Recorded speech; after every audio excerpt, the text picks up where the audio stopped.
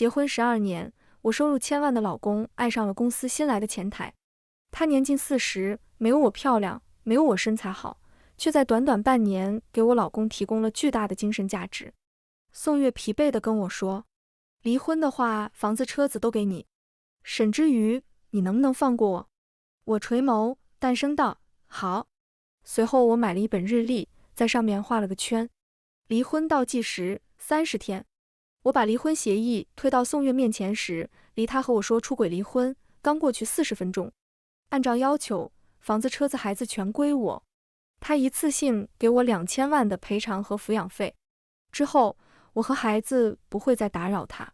这时的宋月正在开电话会议，低头看见离婚协议几个字，神色不可察觉地动了一下，随后点了点头，表示知道了。我退出房间，为了节省双方时间，替宋月打包了所有的衣服行李，足足3个箱子，怕有遗漏，连阁楼上他儿时的照片也放了进去。最后看见角落的结婚照，照片里宋月眉眼俊朗，我笑得甜美，在阳光下肆无忌惮的相拥。那是他总抱着我呢喃，老婆，我好爱你，好幸运能娶到你。我和宋月相识在大学，认识我的时候他还是穿着破旧帆布鞋的贫困少年。那时追我的人不少，我却对宋月一见钟情。她冷静、善良、好看，有我数不完的优点。毕业后顺理成章地结了婚，她和朋友创立了公司。怀孕后我成了全职太太，全心全意照顾宋月，照顾我们的家庭孩子。随着生意越来越大，宋月的应酬酒局就越多。我在繁忙琐碎的生活中抽空健身、学习化妆、穿搭。宋月也不负众望，哪怕再忙，回来也会带孩子、做饭，帮着我处理婆媳关系。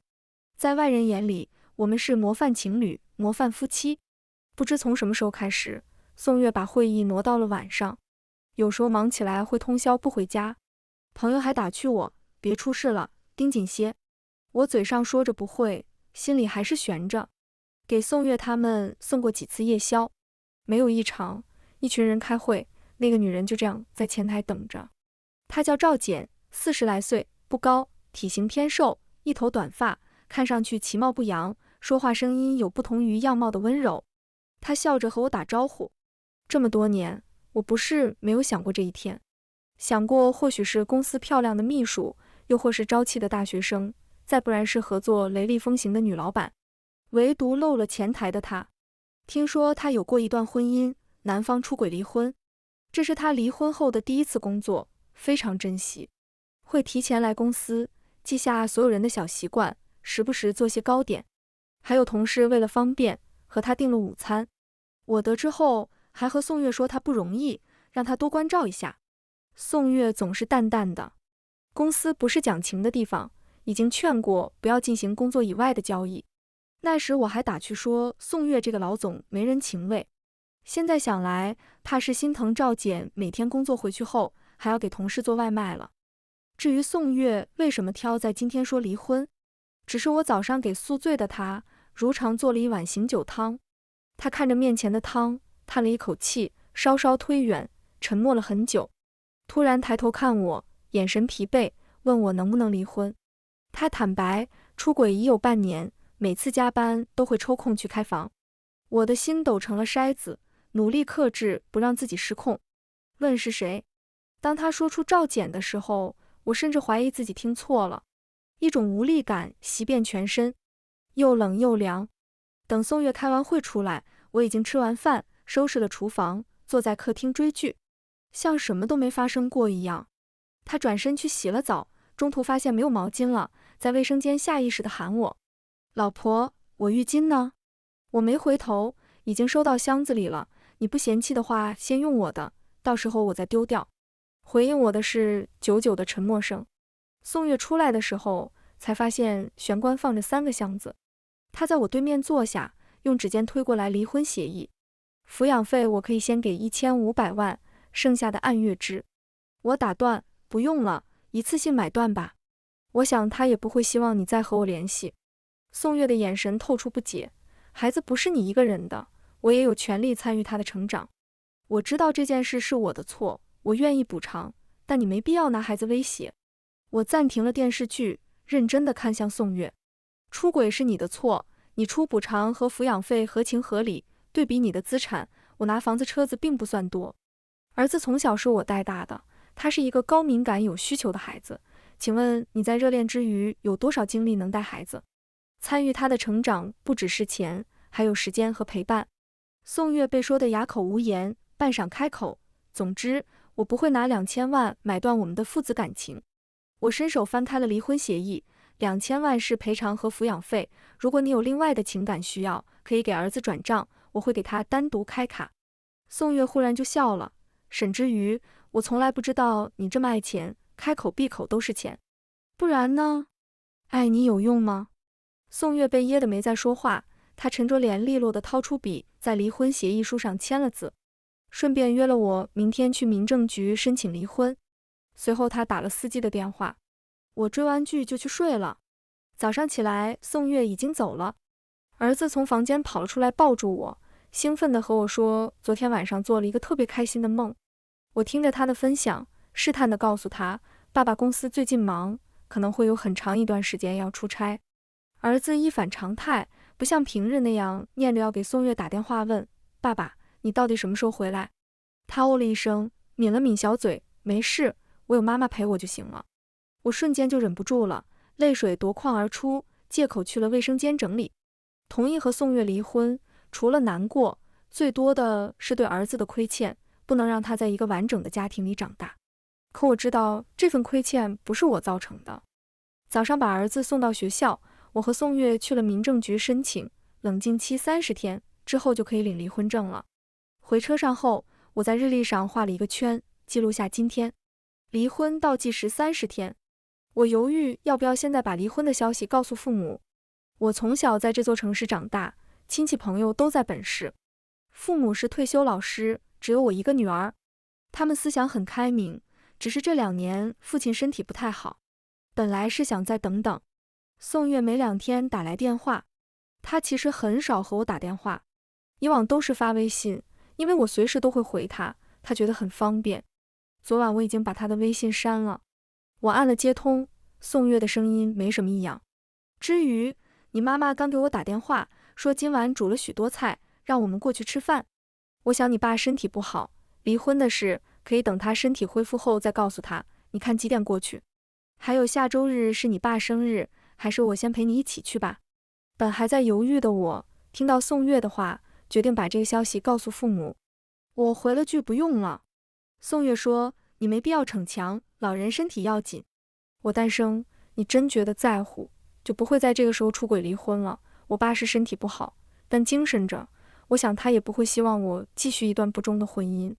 宋月，以后别再打来了，想看儿子的按照协议上的来，1周1次。一听这个，宋月也丢掉了商量的语气。沈之瑜，我再说一次，小旭也是我儿子，我的家人。可是你放弃了属于他的家，不是吗？最后我听见宋月重重地放下了电话，我果断挂掉了，整理了有些崩溃的情绪，干脆把车开去了商场。家里的4件套、沙发，包括一切宋月喜欢的家具，都打算换掉，而且都要现货。等全部换完，我把家里打扫了一遍，然后去了我妈家。她见我没看见宋月，以为她在忙。我沉默了，有些紧张地喊了句妈。她一下就看出我不对劲，放了手里的活，就这么盯着我，然后轻轻地把我抱进怀里。我什么都没说，可做妈妈的感觉到了我的情绪和委屈。我尽量平静地和她说完，我妈给我递了纸，让我擦擦眼泪。她声音很轻，没事，现在离婚这事也很常见，他不老实做出这种事，早说早好，离了就离了。阿瑜，妈妈对你只有一个要求。她说完，眼里湿润了些，握住了我的手。既然决定离婚，那以后无论如何都不要再复合了。我哭着点头，好。吃完饭后，我妈和我爸在房里聊了很久，出来时，我爸拿了个大红包给我。他说今天是新的开始，值得庆祝，希望我的宝贝女儿永远幸福快乐。从爸妈家出来，我在车上哭了很久很久。来之前总怕辜负了他们的期待，他们这一辈子架都没吵过几次，和和睦睦。我嫁给宋月，所有人都不看好时，他们说尊重我的决定。现在宋月功成名就，所有人都羡慕，说我爸妈好眼光，他们又坦然支持我离婚。我擦了眼泪，看了日历，离婚倒计时28天。等我接了儿子放学，他说外公给他打电话说想他了，问能不能去外公家住1个星期，让我送他过去。我愣了愣，带着儿子回家收拾了小箱子，他可高兴了，说外公和他约定了，到时候陪他去玩无人机，把儿子送了过去。我妈陪我出门，阿姨开心点，出门去转转。等我上了车，我妈站在原地看着我，久久没有进去。我打开车上的镜子，看着自己面色苍白，神情低落，拿起化妆品补妆，涂了个鲜艳的口红，回去收拾了东西。出门旅行了1周，匆匆地看了许多人和风景，路上也听了许多故事，回来人精神了许多。我看了日历，离婚倒计时21天。回来正好参加我爸的生日，这次他们打算在酒店举行，请亲戚朋友聚一聚。酒店定在离家不远的位置，总共5桌，都是熟络的亲友。不少人都在问宋月，好在儿子今天有兴趣班，并没有过来。我爸妈都没正面回答，等开餐前，我爸上台说话，宋月就是这时候来的。他西装革履，提了几袋子礼物，拿了一个大红包，亲友都纷纷和他打招呼。他等我爸下来，递上了红包，爸，生日快乐。我爸淡淡扫了一眼，宋总客气了，红包就免了，毕竟你和阿宇已经离婚了，不敢让你破费。宋月的面色瞬间僵在脸上了，亲友一片哗然，很快安静了。他声音很轻，还只是协议中。我爸摇头，都一样的，一个意思。说完，转头招呼大家吃喝。宋月就这么站在原地，他手握紧了礼品袋，我妈礼貌地退回其他东西。他没再停留，离开了。见他离开，亲友们心照不宣的没有再提宋月，以后也不会再有人和我询问他。挺好的，我的心情也逐渐在恢复，在接受，在渗透。我推掉了宋太太的名头，恢复成沈之瑜。公司的物业和管家也不知从哪里得到了消息，不再叫我宋太太，而是小沈姐。我也快速的想让自己忙起来，打算开一个咖啡店，正好有一家店转让，装修地址我都挺满意，就直接签下来了。这里员工都在，能继续营业，但我想花时间调整下品类口感，再换门头和桌椅，重新暂定为试营业。在店里定方案忙了1天，打算回去。看了眼车上的日历，离婚倒计时15天。刚到楼下，宋月公司一个叫小程的姑娘给我打了电话。她为人开朗，性格大大咧咧，很是惹人喜欢。她问我忙不忙，得知我不忙后，开口就是给我吐槽，问我是不是要和宋月离婚了。我没隐瞒。她问我是不是因为赵简，我不知她为什么这么说，感觉可能是宋月公开了。见我没说话，小程苦哈哈的直叫，小沈姐，我就知道是因为那个女人啊，难怪你最近都没有给我们送下午茶了，好想你。之前我和宋月在一起，我几乎每周都送下午茶，感谢他们。还有同事经常打趣要一直在这里工作，吃宋太太的下午茶。没事，我正准备开个咖啡店，到时候你来，我请你吃。小程哇了一声，忙问地址。我说晚点发给他。他说好，随后继续吐槽。你不知道那个赵简，你不来之后，他从前台直接变成了综合办主管，对大家的态度也不同了。以前是见谁都笑，现在动不动就找麻烦，脸上得意的根本藏不住啊。他还买了和你差不多款式的裙子和高跟鞋，明眼人都能看出来。宋总什么眼光啊？最后说要不是有房贷，真想离职，免得看人脸色。我到了家门口，看小程还在说，安抚了一会儿，他这才不舍得挂了。我到现在似乎已经不想了解赵简的任何情况了，不像宋月和我们说出轨后，那一刻疯了一般想要去摸清楚他到底有什么魅力。我推开门，没想到会看见宋月的鞋子，他正陪着儿子打游戏。儿子见了我，激动地喊，妈妈，你快来呀，一起玩，我们一起把爸爸打趴下。以前这时候宋月都会举起儿子逗他笑个不停，然后来抓我。整个家里都是笑语。现在宋月咳嗽后揉了揉儿子的头，妈妈外面跑了一天很累了，下次好不好？好吧。爸爸，你什么时候才能不出差？宋月想了想，轻声说了句很快，就催儿子去睡觉了。在咖啡店忙了一天，我没了精神再和他寒暄，叮嘱他出去关好门。他说答应了儿子今天和他睡，我没再多说。回房刚关门，听见客厅里宋月的电话响了，他接通后重复地说了几句什么，最后压低的声音稍稍不耐烦。我说了，回家只是陪小旭，你在怕什么？我和他已经协议离婚了，到底要说几遍，我们没有睡一间房。最后我听见宋月挂了电话，他走过来敲了我的门。至于公司突然有事，我得先回去，儿子那边我明天再抽空再过来陪他。我没开门，说了好，声音不大不小，足够门外的宋月听见。他还没出大门，我就收到儿子的银行卡多了5万的转账信息，备注是让我明天带儿子吃点好的。没再回他，我打开电脑看着咖啡店的安排计划，微信却弹出了陌生人的消息，没有说话，只有一个微笑的表情。他的头像是一束花，点进去是简单的背景，朋友圈无任何东西。我甚至不记得什么时候加了这个人，看着对话页面，竟然是2年前。我还在回忆，他抛出了一句话：你很得意吧？几乎是瞬间，我感觉这个人是赵简。可赵简不是才去宋月的公司半年，为什么2年前就有我的微信？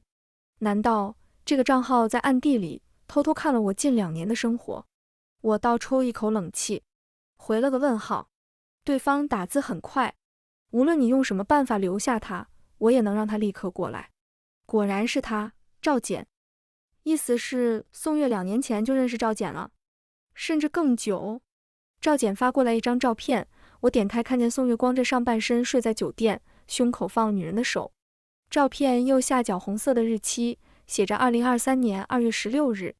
我盯着照片，心口一阵不适，恶心感扑面而来。我朝地上的垃圾桶猛烈地吐了起来。2023年2月16日，那是我爸身体不适后定第1次手术的日子。整个2月，宋月都很忙，连续在外出差，为了回来陪着我，他连推了几个会议，全程都在视频中温柔地安慰我，让我放宽心。我因为紧张睡不着，宋月就和我开了整晚的视频。好不容易，他才争取到2月日清早赶过来，陪我一起守在手术室外。结果那天，他在忙得不可开交的时候，还抽空和赵简睡了一觉。他是怎么做到回来心安理得地面对我的？见我不回，赵简更得意了，连续传来了几张照片，都标好了日期，有我和宋月的结婚纪念日，有儿子的生日。每一次他都是先陪完赵简，再赶回来和我们相聚。巨大的恶心从心口蔓延，吞噬了我的痛苦。是啊，我本来以为是宋月这半年和我们腻了，嫌弃我们平淡温馨的生活了，或者是中年遇真爱了。原来啊，是早就烂掉了。我去卫生间洗了把脸，回到电脑面前，把证据一张张保存起来。我知道赵简敢发过来，就是因为协议离婚的2000万还没有完全到账。这半个月，宋月陆陆续续打来了800万，还有1200万。他说可能要等等。房子车子本来就在我名下，无贷款，协议也写清楚了，他同意就没有纷争。我现在闹开，影响到了宋月的公司，他气急败坏，只会导致我得不偿失，儿子也会彻底失去父亲。宋月说出轨离婚的时候，或许预料过我会哭会闹，但我的性子最爱体面了，不至于去公司发疯。只是赵简没想到我这么痛快，我不闹，甚至没有找宋月闹，这一点超出了他的预料。他知道这时候谁先闹，谁就输了。但有一点很奇怪，赵简能在宋月身边这么久，藏得这么好，就连进公司半年都能装成无辜好人，为什么突然就等不及了？明明再过半个月，我和宋月就能彻底分开了，他竟然会为了宋月回趟家陪儿子而闹。我看了下时间，不算太晚，给小程打去了电话。他正在和部门几个同事聚餐，说在八卦宋月和赵简之间的事，大家互相交换了信息。得知了几个新消息。宋月在半个月前一次应酬上喝多了，最后是合作方的美女老总亲自送回家的。后来对方还私下约过宋月几次，加上我这一周没去公司送下午茶，大家都猜宋月和我吵架了，马上恢复单身了。这一传，就有心思不纯的小姑娘上赶着往宋月身上扑。这之后赵简就坐不住了，小沈姐，你这么好，我真的不想瞒你，你千万别伤心，虽然宋总帅，可他渣啊，你一定会遇上更好的男人。不对，呸呸呸，男人算什么？小沈姐，你一定会迎来事业巅峰，咖啡店人气爆棚，然后再谈男人，哈哈。我本来还有些低沉的心情被小程逗笑了。谢谢，我努力。挂了电话，我看了时间已过凌晨，日历上的提醒分外明显，离婚倒计时14天。结合小程的话，我知道赵简这么急让宋月送她去综合部和心态变化的原因了。我和宋月准备离婚，她本来是可以成功上位，可现在其他人得到消息，蜂拥而至，各个条件都不差，还都能产生新鲜感。她怕煮熟的鸭子飞了，有危机感了，需要用明目张胆的权力来敲打对宋月有心思的人。这半个月怕也不是第一次闹了，今晚非逼着宋月离开，怕是也知道自己做过了，所以他刚才是想用这些照片刺激我，拉上我去找宋月对峙，让宋月也看看我疯起来的样子，好把矛头挪到我身上来。在他发这些脏东西来之前，我是真不想理会了。既然非要恶心人，我成全他。我既没有屏蔽，也没拉黑他，做的第一件事就是约宋月吃饭。他恍惚了一下，便答应了。餐厅约在宋月第一次陪我过生日的地方，在大学城附近。当时是个小炒店，现在扩大了1倍，生意见好。宋月的豪车停在门口时，和周围的老巷子格格不入。这已经是10几年前的宋月能请我吃的最好的东西了。他用攒了很久兼职的费用，给我买了一条项链，还带我来这里吃饭。我看着对面西装挺拔的宋月和记忆中赤诚的少年，从重合到消失不见。我没找包间，特意选在了路边，这里阳光很好。谁都没说话。宋月点餐后，熟练地给我的碗筷用开水过了一遍。吃饭时，宋月总觉得味道不对，还叫了老板来，得知他父亲还在掌厨。他微微惊讶，未再多说。我加了一块紫辣椒炒肉，倒是觉得味道如常，笑说他变了。宋月问，是吗？自然，这些年宋总见过太多，吃过太多，早已经不觉得这小店口味好，可我却觉得这味道依然和当年一样。宋月停下筷子看向我，沉默了片刻。沈之瑜，对不起。我苦笑，人是已经向前看的，这点我要向你学习。宋月缓声，有试探，你就什么都不想问？问了你就会如实说吗？说你在我父亲手术那天还在和赵简鬼混。宋月，你说不出口。他沉默，缓缓叹了一口气，转而问我是不是有什么事。我明说了，最近需要一笔钱，想问他那12万能不能尽快给我。至于，就算你今天找我来是为了钱，我也很开心。这么多年，我没想到我已经往前走了，你还在原地。钱我会尽快打给你，以后要什么帮助，你随时联系我。宋月离开后，我去前台结账，给大老板发了个红包，感谢刚刚他帮的小忙。他告诉宋月他父亲还在掌厨没错，但厨房早就不止一个厨师了。这辣椒炒肉根本就不是他父亲做的，味道虽然接近，但还是不一样。宋月吃出来不一样是正常的，我就是要他自我感觉从这里拿到足够的优越感，感觉自己已经不同，而我还在记得并怀念和他的过去。是软，谈条件会容易很多。出门后，我去了一家私人工作室，昨晚联系的，今天下午就出消息了。够快。他递给我一个资料袋，是赵简的，年龄41岁，已婚，已育，孩子12岁。她老公在隔壁市的工厂做事。除此之外，这2年和她接触最多的是她弟弟。她弟弟也知道宋月的存在。说实话，看到这个消息的时候，我还是很惊讶的。赵简的年纪我是知道，但她在公司说的都是离异，而且还有个孩子。重点是她还没离婚。我问工作室负责人，资料包真吗？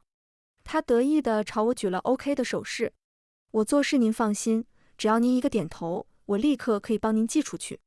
不用了，我要这些资料并不是为了通知宋月，相反，我希望赵简最近能藏好她老公，起码顺利藏到我办完离婚。是我小看了赵简，还以为他是想小三上位，没想到是杀猪盘。花了2年在宋月身上，眼看就要成功，他肯定不会让别人截胡。我在日历上画个圈，离婚倒计时13天，1200万到账的时候，我正忙着咖啡店试营业，稍改了店内风格，设置了优惠券，效果目前还不错。我朋友知道钱到后，问我一次性买断会不会亏。我觉得人做生意并不是一直都能一帆风顺的，期间会有各种突发情况，起伏跌宕都正常，也难以保证能持续多久，还是一次性省心。最主要的是不想再每个月去联系。朋友说也有道理，到手了才是真实的。小程休息时也来这里喝过咖啡，他说最近宋月接了个大生意，忙着洽谈。赵简拿了名牌包包上班，老实不少，明摆着宋月拿包哄人。赵简的隐忍却是为了得到更多，这是宋月当年种的因，或许很快就会收获果了。比如那天在餐厅，宋月和我吃饭，我看见了窗户外拐角站着的赵简，他当晚就发来了更大尺度的照片，嚣张地露出半张脸。我都打包好了，准备在拿到离婚证的时候寄给她老公。整理好文件夹，门铃响了，我起身开门，赵简染烫了头发，涂了和我同色系的口红。门打开后，赵简和之前判若两人，眼神透着挑衅。沈小姐，不好意思，宋总的户口本掉在这里了，我上门帮拿一下。他说着就要进门，我拦住他，我和宋月协议离婚的时候，他带走了户口本。这样吗？可能宋总记错了。其实说到底，我也是想来看看你。宋月他不知道，我能不懂？你这是以退为进的勾着人。我询问，是吗？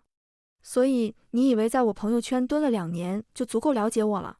他捂嘴笑笑，推开我的手，在屋内打量了一圈。沈之瑜，我还真当你不在意，这不宋月刚走没多久，就把风格都换了。怎么，怕自己会伤心啊？他话落，儿子被他吵醒，叫了句妈妈，询问我是不是爸爸来了。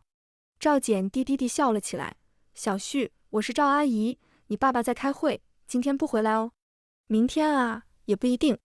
我握紧拳头，无视赵简，忙进去安抚儿子。进去时，儿子失落地睁着眼，有些委屈。我哄着明天带他去游乐场，让他早点睡。出来的时候，赵简还在客厅，已经悠闲地喝起了红酒。我知道他进来是来做什么的。过几日是宋月父亲的生日，往年我们都是一起参加。宋月也打电话提了一下，问我今年能不能再陪他回去一次。可他赵简不想我去。宋月的老家位置偏远，前些年他父母已经搬到县城，但距离还是不近。这一走会唤起太多当初的记忆，他怕夜长梦多，只想来激怒我，好让他有足够的理由去宋月耳边煽风。正好，我也因为2000万到了，不知道找什么理由拒绝宋月，便缓缓走过去。我垂眸盯着他，猛然抬手狠狠给了他一巴掌。他被我打偏脸，失笑起来。也没什么了不起嘛，平日的不在意都是装的吧。像你这种高高在上的人，被我抢了男人，感觉怎么样？我扣下他手里的杯子，一手抓起他的头发往外走，一手捂住他的嘴，把人直直拖到了门口。他挣扎，被我丢出去。赵简，你的目的达到了，大可以这样去找宋月告状。如果你觉得不够，我还可以给你2巴掌，左右平衡。赵简怒指着我骂泼妇，嘶吼。在他撸起袖子要冲过来的时候，我拿出手机要录像。他愤愤地看了我一眼，捡起地上的包，拿出手机哭哭啼啼地给宋月打电话。我看了一眼日期，无比平静地期待着结束这场闹剧。离婚倒计时10天。宋月的电话来得很快，听得出隐忍中带着不悦。他问我为什么要动手，就算赵简不对，赶他走便可。现在闹成这样，如果赵简不愿意私了，报警会把事情变得复杂。我笑了，那就让他报，他私闯民宅在先，道德败坏在后。作为一个小三，上门挑衅之前，难道没想过会被打吗？他还言语刺激儿子，暗示你不会有空陪他。宋月，儿子是我的底线，希望也是你的。说完，不等宋月回话，我直接挂断，给他发了信息，拒绝了这次陪他回老家的事，一身轻松。私人工作室这时给我来电，说赵简刚刚给她老公打了电话，会拿一笔钱让她离婚，两人约定了下周去办理预约手续。他拆了东墙补西墙，总有补不上的时候，怕是在逼着宋月领证了。私人工作室的负责人和我叹息，这赵简也是奇葩，你说他沉不住气，他能在宋月身边转悠2年勾搭；说他沉得住气，这节骨眼他非要惹事。说完，他继续分析，也可能是以前他没有危机感，本就处于地下的关系，反而刺激。现在要上位的紧要关头，宋月身边出现太多比他优秀的人了，他就是担心被别人截胡，才高调亮相。我抿了口咖啡，也许吧。从这天起，赵简的小号没有再发信息过来。小程来店里喝咖啡，告诉我，赵简以秘书的身份陪着宋月去参加了宋月父亲的生日，回来后低调了很多，看来像是宋月终于松口，给了他承诺。小程问我怎么想，挺好的。小程啊了一声，小沈姐，你真这么想吗？小三上位啊。我点头，渣男在芸芸众生中精确地找到了自己的报应，不是挺好吗？咖啡店也在今天调整完产品和装饰，正式开业。我发了条朋友圈记录，还有在日历上圈了离婚倒计时5天。开业前3天，我都忙到很晚，几乎没怎么看手机。整理信息时，才看见宋月之前发来的短信祝福。我按了删除后，约了领离婚证的时间。过了很久，他回了条信息，需要再聊聊吗？领完证再说吧。半晌，宋月回了个好字。我继续，上午10点。行。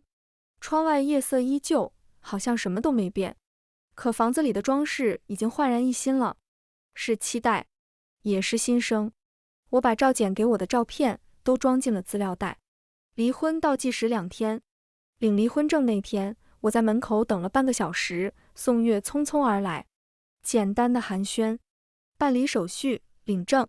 拿着离婚证，宋月有些怅然若失，很快恢复过来，约我一起吃午饭。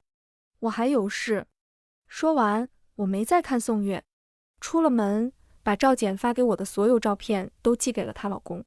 又过了1个月，小程来了，他说我和宋月领离婚证没2天就晒在了朋友圈，配文恍如做梦。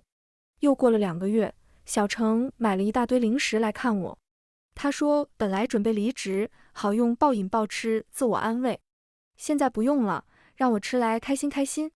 我给他端上咖啡，问他什么事这么高兴。他说终于不用再被赵简压迫了，边说边笑成麻花。小沈姐，你不知道，就在上周，赵简暗戳戳宣布要和宋总领证，我辞职信都写好了。结果就在今天上午，一个男人冲进了公司，抓着赵简就打，边打边骂说他偷人，还四处吆喝宋月在哪里，说他当小三破坏夫妻感情。开始有同事还阻止，那男人甩出一堆照片，超恶心的。后面其他人也只能打哈哈，假装也拉扯一下。宋月当时就在办公室，人没出来，后面秘书说男人恶意 P 照片，让人给赶出去了。我看有人跟在他后面，估计是去谈事的。从这件事来看，宋月大概是不会和赵简领证了。他最恨人骗他，加上小三丑闻，尽管他已经封了消息，还是被对家公司知道了，做素材拉踩。宋月的形象一落千丈，公司之前的产品他还自己做过代言，代言图全部下架了。他为了不让事情扩散，收买了赵简的老公，让他出来道歉，承认了自己造谣 P 图。赵简也从公司离职。听小程说他也离婚了，他前夫拿了一大笔钱。宋月期间也来看过几次孩子，神色疲惫，有时候会想留下吃饭，被我拒绝了。他走到门口欲言又止，至于我们有没有可能重新开始？我看着他，啪地关了门。朋友每次一打电话来，就说要给我介绍男朋友，我婉拒了几次。如今还是赚钱更踏实贴心。哎呀，沈之瑜，你也不能对爱情失去希望啊。也算不上失望，不排斥，不奢求。没多久，他带了个很有气质的男人来我店里，温和有礼，简单认识了下。我和男人都太忙了，经常没空聊天。朋友急得团团转，沈之瑜，这种极品你都不心动？我笑了，忙呢。朋友无奈叹气。我低头计算开分店的费用。又过了半年，我看见男人发了结婚证的照片，默默点了个赞。果不其然，这个赞后，他公司经常来订咖啡，理由是他老婆喜欢我这里的口味。我还在为大客户而高兴。宋月这边出大事了，听说赵简精神恍惚的去了宋月办公室，开始还正常询问着宋月中午吃什么，突然当着投资人的面从包里拔出了刀，问宋月什么时候和他结婚，然后一路砍坏了办公室的桌椅，吓得投资人飞奔。小程形容那场面简直了，宋月的脸都气绿了。最后宋月报警把赵简抓了。刚消停2天，赵简的弟弟又带着一堆人来了，要宋月给个说法。小程听说宋月拿钱暂时摆平了，但他猜测就赵简弟弟那个流氓样，还不知道什么时候是个头。毕竟人家尝到了甜头。这是没几天，有不少人辞职，主要是担心后面有事误伤自己，命要紧。小程也要跳槽了。他说事后有公司开出不错的薪资，纷纷收留宋月公司的新岁同事。说完他忍不住笑，他新公司的工资还不错。小沈姐，这真是应了那句亏气者百财不入。我想起宋月刚和我结婚的第1年，他买了个听老婆的话会发达的摆件，天天放在办公室。后来不知道哪一天被人打碎，他就再也没放过了。而如今我连回忆中宋月的脸都模糊了。小程看着我，有些犹豫八卦地问，小沈姐，你真的不好奇宋月和赵简是怎么勾搭上的吗？我如实回答，好奇过，但就算没有赵简，也会有其他人。无论当时什么场景什么环境，都不过是给他一个出轨的理由而已。送走了小程，店关门前，宋月来了。他穿的白衬衣有些皱，浑身染了些酒味，精神看上去很差，声音很哑。之余，能不能点杯水？我让人给他送了杯水。没多久，店铺关门。他一路跟着我到了车前，等我上了车，他说有些想孩子了，能不能坐我的车回去看看？抱歉，他今天去我妈家了，近期不会回来，你可以按协议规定去看他。他脸色有苍白，轻咳几声后，急忙叫住了我。之余，我错了，对不起，我不是人，对不起你，对不起儿子，你能不能原谅我？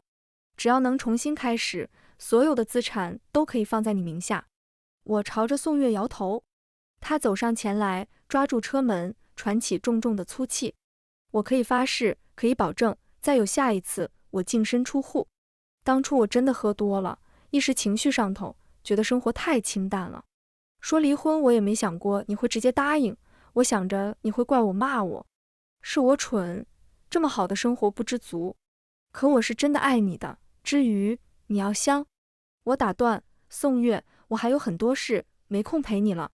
无论你是为了安抚住投资人来找我，还是真有几分后悔，对我来说都不重要。重要的是，你对我是永远的过去式了。宋月唇紧抿到泛白，他还想开口，我不耐烦地打断。